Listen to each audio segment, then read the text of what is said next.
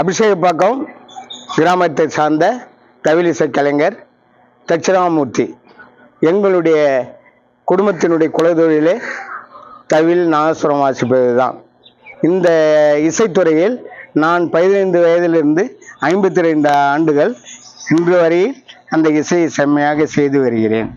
அந்த செம்மையாக செய்து வரும் இசையை பற்றி பாராட்டி மத்திய அரசு, மோடிஜி அரசு எனக்கு பத்மஸ்ரீ விருது கொடுத்து கௌரவித்திருக்கிறாங்க. மோடிஜி அரசு வந்த பிறகு இந்த 11 ஆண்டுகளில் இந்த பாரம்பரிய கலைகளுக்கு முதலிடம் கொடுத்து எல்லா கலைஞரையும் கௌரவித்து வருகிறார்கள்.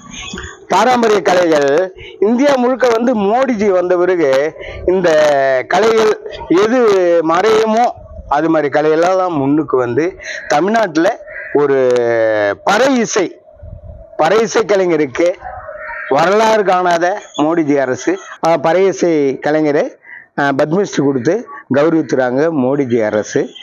மற்றும் புதுச்சேரியில் தவிலிசை கலைஞர்கள் இசைக்கலைஞர்கள் பாராட்டு விதத்தில் எனக்கு மோடிஜி அரசு பத்மஸ்ரீ விருது கொடுத்து கௌரவித்திருக்காங்க. நம்ம மத்திய அரசுக்கு என்னுடைய நன்றியை தெரிவித்துக் கொள்கிறேன். மற்றும் தமிழ்நாடு, புதுச்சேரி மற்றும் இல்லாமல் அகில இந்தியா முழுவதும் மற்ற கலைகள், பாரம்பரிய கலைகள், அந்தந்த மாநிலத்தினுடைய கல்ச்சரல் அவங்களுடைய இசை நிகழ்ச்சியை பாராட்டி எல்லா துறையிலும் பத்மஸ்ரீ, பத்மபூஷன், பத்ம விபூஷன் இது போன்ற விருதுகள் கொடுத்து மோடிஜி அரசு கௌரவித்து வருகிறார்கள். இன்னும் அந்த பாரம்பரிய கலைகள் கீழுக்கு இருக்க வேண்டிய மறைந்து போற பாரம்பரிய கலைகளை மோடிஜி அரசு கௌரவித்து அவங்கள மேலுக்கு கொண்டுகிட்டு வந்திருக்காரு.